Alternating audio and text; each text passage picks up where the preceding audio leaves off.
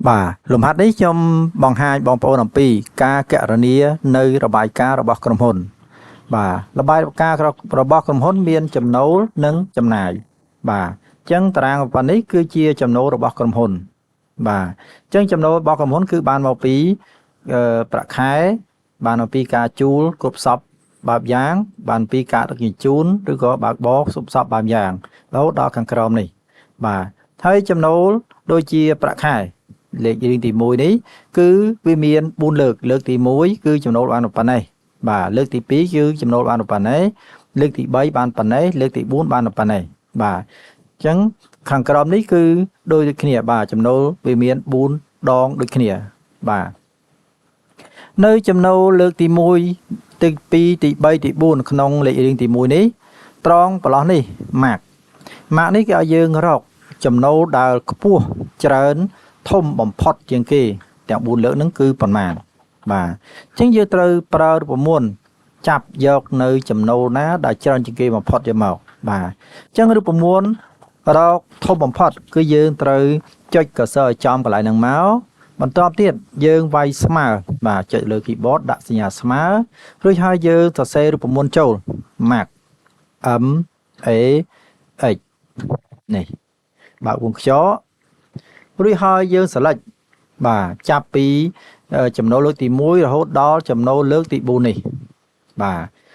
ទនេះហើយយើង select ចុចឲ្យចំពីទី1រហូតដល់លើកទី4នេះបន្តមកទៀតយើងបិទវងខ្យល់ទៅវិញ enter បាទអញ្ចឹងគឺវាចាប់មកគឺ$7,361បាទរួចហើយយើងទាញមកក្រោមឲ្យដើម្បីឲ្យគណនា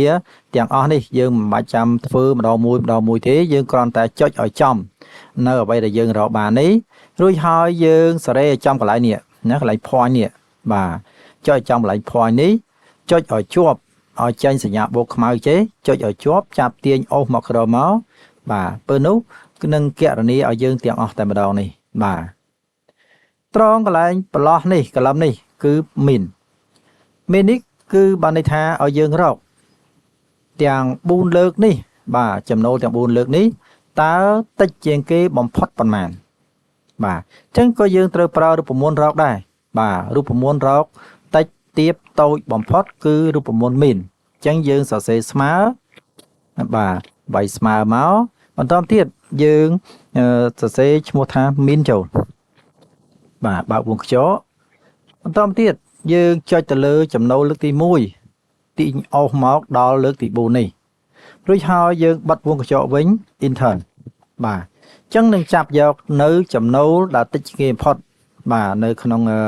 salary ដែលមាន4លើកនេះគឺចំណូលដែលតិចជាងគេបំផុតគឺ$1,543បាទអញ្ចឹងយើងសេរីចំកន្លែង point នេះឲ្យចេញសញ្ញាបូកខ្មៅទៀតចុចឲ្យជាប់ទាញអស់មកក្រោមបាទអញ្ចឹងនឹងគណនាឲ្យយើងហើយបាទត្រង់កលឹមមួយទៀតនេះគឺកលឹម average នេះបានន័យថាឲ្យយើងគិតជាមជ្ឈមភាគបាទតើទាំង4លើកហ្នឹងនេះទាំង4លើកនេះ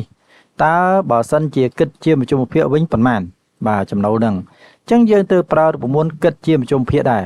បាទអញ្ចឹងរូបមន្តគិតជាមជ្ឈមភាគគឺរូបមន្ត average បាទ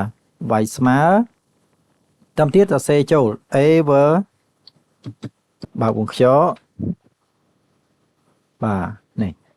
រួចហើយយើងអស់ពីលើចុចឲ្យចំចំណូលលើកទី1អស់មកដល់លើកទី4នេះបាទរួចហើយបិទវងខ្យល់វិញ enter បាទអញ្ចឹងយើងឃើញមជ្ឈមភាគគឺ$4,670បាទមជ្ឈមភាគគឺប៉ុណ្ណឹងបាទអញ្ចឹងយើងចុចឲ្យចំអ្វីដែលយើងបានរកឃើញនេះរួចហើយយើងសេរីចំកន្លែង point នេះឲ្យចេញសញ្ញាបូកខ្មៅចេះចុចឲ្យជាប់អូសទាញមកក្រោមមកបាទនេះអញ្ចឹងគឺយើងរកឃើញជាមជ្ឈមភាគរួចហើយនេះបាទ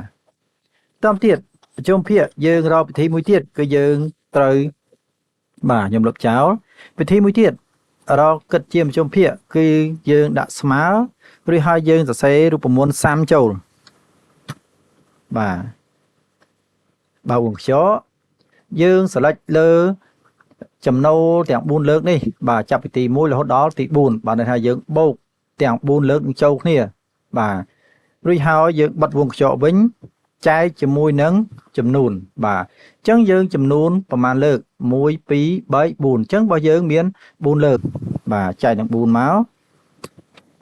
បាទរួចហើយយើង enter បាទអញ្ចឹងក៏ឃើញដូចគ្នាដែរបាទអញ្ចឹងយើងធ្វើវិធីណាក៏បានដែរហើយយើងអស់មកកន្លែងនេះ total income នេះបានន័យថាគេឲ្យយើងសរុបចំណូលលើកទី1នេះមានប៉ុន្មានចំណូលលើកទី2នេះមានប៉ុន្មានទី3ទី4នេះមានប៉ុន្មានបាទអញ្ចឹងដើម្បីសរុបនៅចំណូលលើកទី1នេះមានប៉ុន្មានយើងទៅប្រើរូបមន្តសរុប total គឺរូបមន្ត sum ស្មើ SUM បាទ sum បើវងខ្យល់ select លើតំណែងទាំងអស់នេះមកដល់ក្រោមមកតទៀតបិទវងខ្យល់មួយបាទ enter បាទអញ្ចឹងយើងចំណូលរបស់យើងគឺលើកទី1គឺ 18.040 បាទអញ្ចឹងខាងបន្លោះនេះយើងមិនចាំគណនាទេយើងគ្រាន់តែអូសទាញពីកន្លែងនេះមកនេះចុចកន្លែង point នេះបាទឲ្យចេញសញ្ញាបូកខ្មៅចេះចុចឲ្យជាប់រួចហើយអូសទាញមកនេះមកអញ្ចឹងនឹងគណនាឲ្យយើងរួចស្រេចតែម្ដងគឺវាបូកមកចេញតម្លៃឡើយនេះបាទលើកទី4នេះគឺចេញតម្លៃឡើយនេះសរុបប៉ុណ្ណេះបាទឥឡូវយើងគណនាចំណាយវិញម្ដងកលឹមនេះគឺជាចំណាយរបស់ក្រុមហ៊ុនបាទអញ្ចឹងចំណាយទៅលើខ្លះចំណាយលើប្រាក់ខែចំណាយលើកុំស្យងចំណាយលើជួលរហូតដល់ក្រោមនេះបាទចំណាយរបស់យើងគឺមាន4លើកដូចគ្នាលើកទី1លើកទី2លើកទី3និងលើកទី4អញ្ចឹងចំណាយលើប្រាក់ខែលើកទី4កន្លែងនេះគេឲ្យយើងរកចំណាយដែលធំបំផុតប្រមាណនេះបាទនេះកលឹមនេះបាទគេរកចំណាយធំបំផុតប្រមាណអ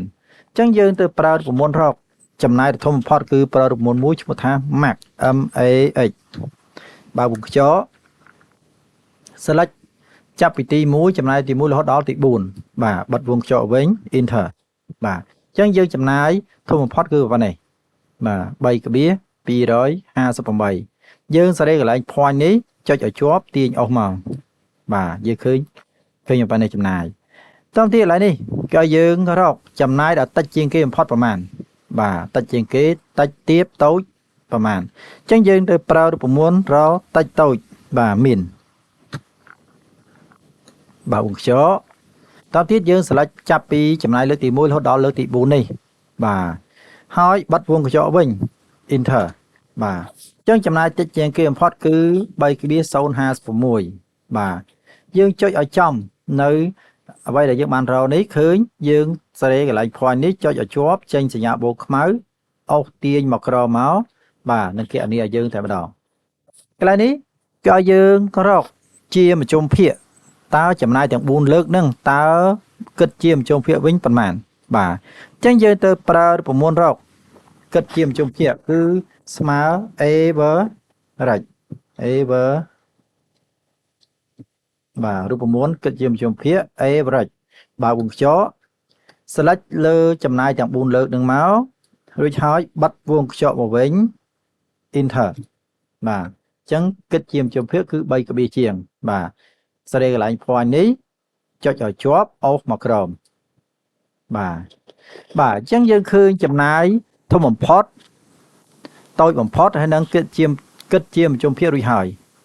ត្រង់កន្លែងនេះខាងក្រោមនេះគឺឲ្យយើង total ចំណា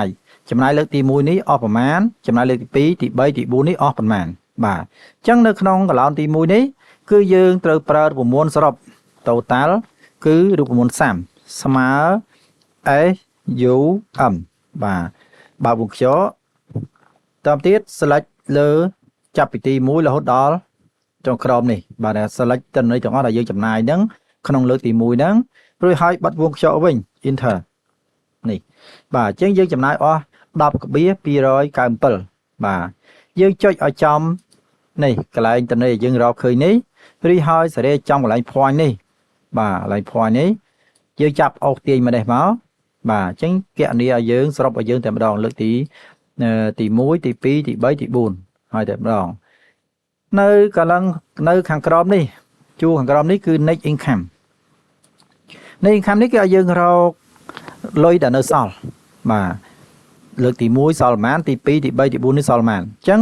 ចំណូលយើងដឹងចំណូលហើយដឹងចំណាយហើយយើងអាចរកលុយនៅសល់ឃើញហើយ បាទអញ្ចឹងបានន័យថាយើងយកចំណូលដកមួយចំណាយឃើញលុយនៅសល់នេះបាទអញ្ចឹងយើងត្រូវវាយស្មើតទៅទៀតយកម៉ៅរបស់យើងចុចទៅលើចំណូល18នេះដាក់សញ្ញាដករួចហើយយកម៉ៅយើងចុចទៅលើចំណាយបាទណា enter អញ្ចឹងយើងចំណូលបាន18ក្បៀសជាងយើងចំណាយទៅវិញអស់10ក្បៀសជាងអញ្ចឹងយើងនៅសល់7ក្បៀសជាងបាទនេះរួចហើយយើងចុចឲ្យចំនៅចម្លើយដែលយើងបានរកឃើញនេះរួចហើយយើងសេរីចំកន្លែង point នេះយើងអូសទាញមកនេះមកបាទអញ្ចឹងនឹងចេញចម្លើយយើងខាងក្រោមនេះតែម្ដងនេះបាទចម្លើយលើលុយនៅសល់ប៉ុណ្ណេះលើកទី1លើកទី2លើកទី3លើកទី4គឺចម្លើយលុយនៅសល់ប៉ុណ្ណេះបាទអញ្ចឹងគណនានៅរបាយការណ៍របស់ក្រុមហ៊ុនគឺបានចប់ហើយបាទសូមអរគុណនឹងចេញចម្លើយយើងខាងក្រោមនេះតែម្ដងនេះបាទចម្លើយលើលុយនៅសល់ប៉ុណ្ណេះលើកទី1លើកទី2លើកទី3លើកទី4គឺចម្លើយលុយនៅសល់ប៉ុណ្ណេះបាទអញ្ចឹងគណនានៅរបាយការណ៍របស់ក្រុមហ៊ុនគឺបានចប់ហើយបាទសូមអរគុណ